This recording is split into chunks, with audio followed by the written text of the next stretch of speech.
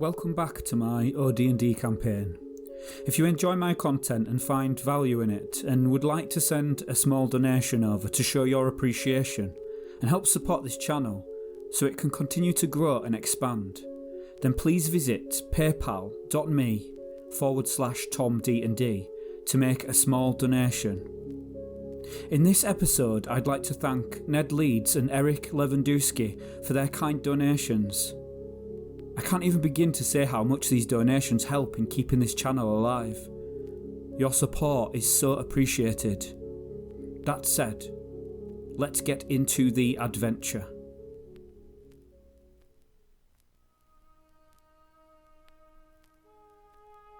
The characters find themselves in a pitch black space. Lunis lights his lantern. It illuminates a rectangular room, 30 feet wide and 40 feet long, and cut from the same rose quartz as the elven statue, situated in the entrance hall. There are 3 doors, one on the opposite wall, and the others in the centre of the right and left walls.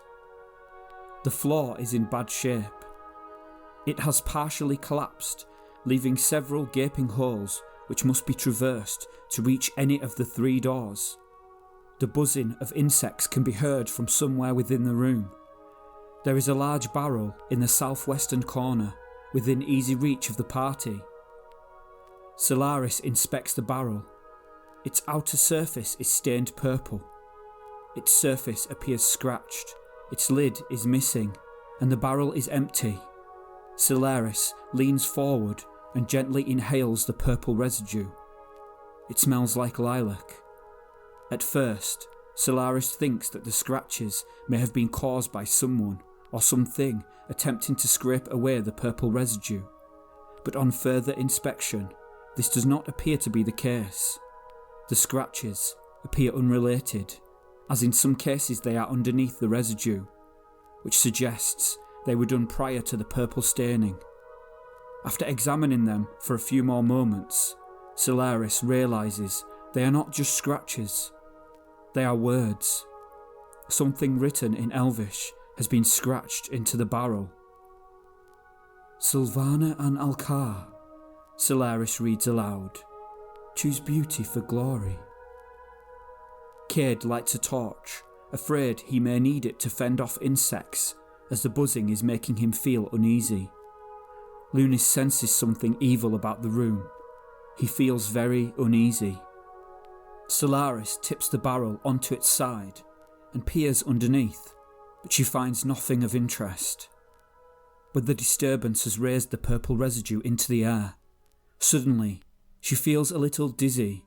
The room begins to spin in a purple haze, and then she lets out a powerful sneeze which augments the air with the purple cloud of lilac. As soon as her eyes open, the room is not the same. The whole party appears to be somewhere else entirely. They are now in a long 80-foot by 20-foot hallway with a central row of pillars supporting a high ceiling. Passages lead off on the long walls to the north and south, and there is a door to the east and west ends of the room on the short walls. Stacked along the north and south walls are tall shelves made from wooden pallets. Each shelf is stacked high with junk. Varley immediately begins to search one of the pallets to see if she can find anything useful. It will take a full turn to carry out such a search. The rest of the characters will join in searching the various other pallets for the full turn. In OD&D, at the end of every turn, the Dungeon Master or referee will roll a 6-sided die to see if a wandering monster has been encountered.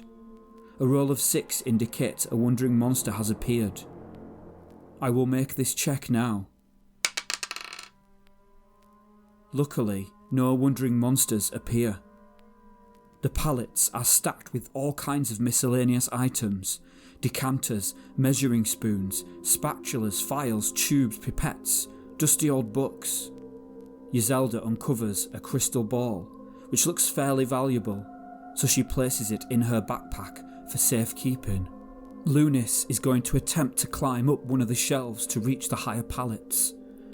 Yzelda hands him 50 feet of rope and a spike to help him climb.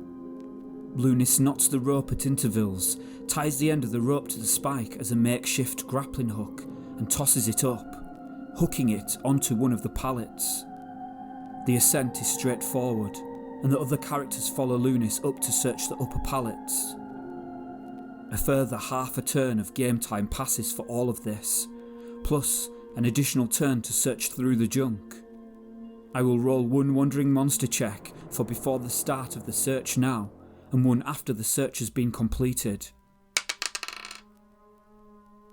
The first check yields no wandering monsters. The characters trifle through further piles of junk, balances and weights, bowls, water clocks and much more. They also uncover some jewellery, a wand inside a small case, and a small silver mirror which Cade pockets. The jewellery is a necklace made of gold, with an intricately carved sun on the pendant. It's worth about 3,000 gold pieces. The wand is a wand of negation. Yzelda takes this wand for herself. Wandering monsters are indicated. I will roll on the monster determination tables given in the Underworld and Wilderness Adventures booklet to determine what the party encounters. I will also roll to determine whether anyone is surprised. Nobody is surprised. The distance of the encounter is 70 feet away. Barely through with their search of the upper pallets, the characters only just notice a stone gargoyle that was sitting on top of one of the pallets in the northeastern corner of the hallway as it comes to life. It's a great reptilian beast with horns, talons, fangs and bat-like wings. There is a 75% chance the gargoyle will attack. The gargoyle prepares itself to attack. Only magical weapons or magical attacks will affect a gargoyle. The party has no choice but to flee. Initiative rolls. Party 4, Gargoyle 3. The party want to avoid this fight and flee, but as they will have to clamber down the rope in single file, there is no way that they will all be able to get down in time before the gargoyle reaches them. They will have to jump. There is a 1 in 3 chance any character will take damage from the fall. Cade takes damage from the fall. 1 damage. He's very lucky. After picking themselves up from the fall, the party heads for the nearest door, which is at the east end of the room. 3 characters push against the door to open it. The door will not open. The gargoyle easily cuts the distance down between itself and the party.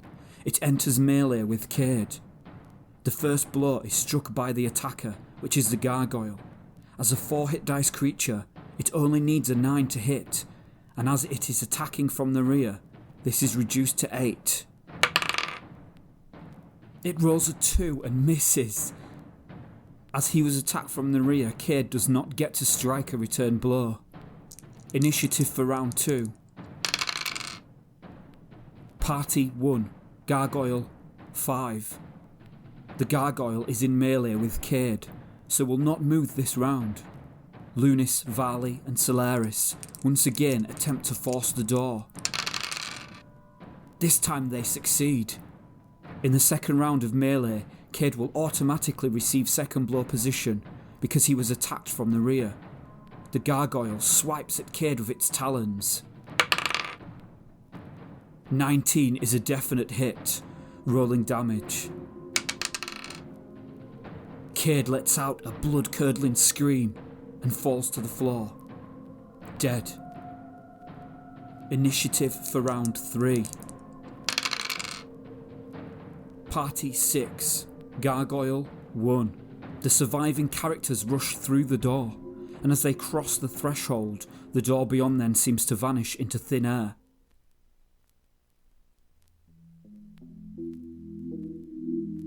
They find themselves in a square 20 foot by 20 foot room with 2 other exits, a door on the opposite wall and one on the left wall.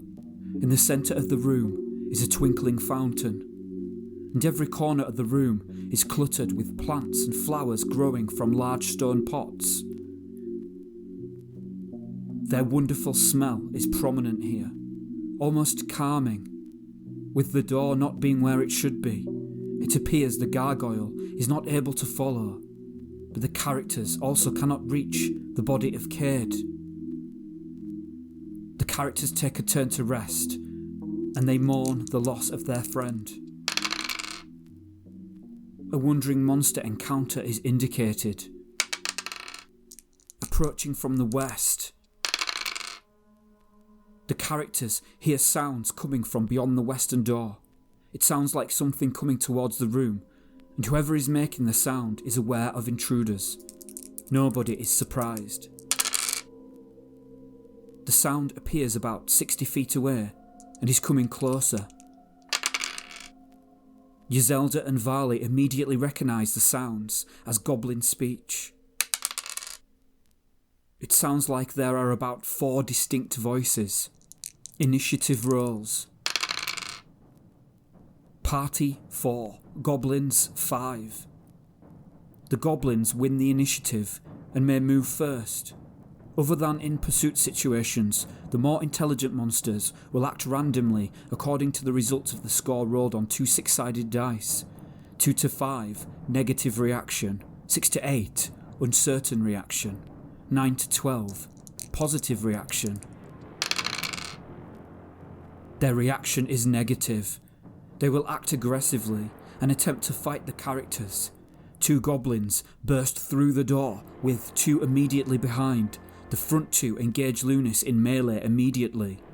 Yzelda and Solaris move to the back of the room, and Varley comes to Lunis' aid, joining the melee. In the missile phase, Solaris will fire an arrow from her short bow. Missiles cannot be fired into melee, so she will attempt to hit one of the goblins in the doorway.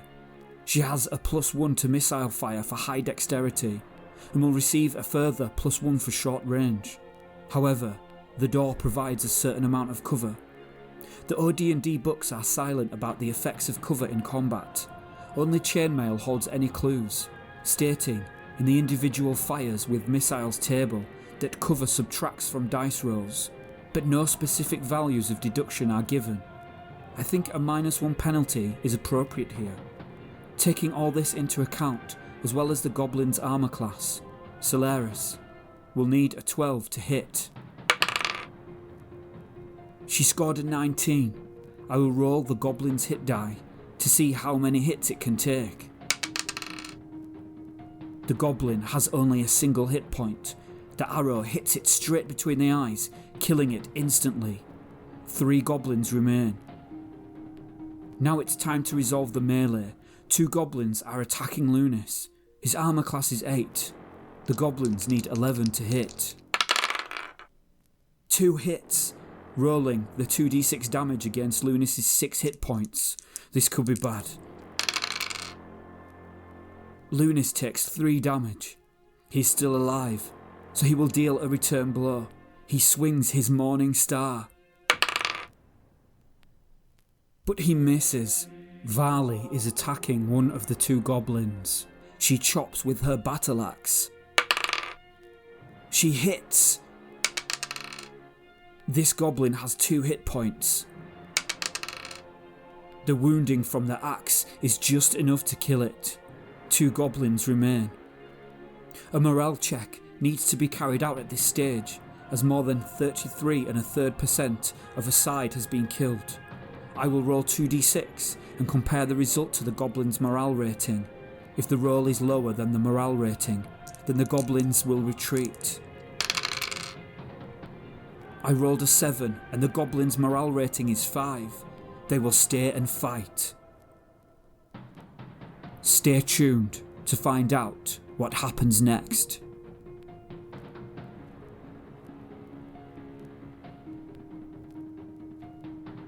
If you enjoyed this episode, then please give this video a like. Feel free to add a comment to let me know your thoughts. If you don't want to miss a future video, then make sure you subscribe and click the bell icon to receive a notification when I upload a new one. See you next session.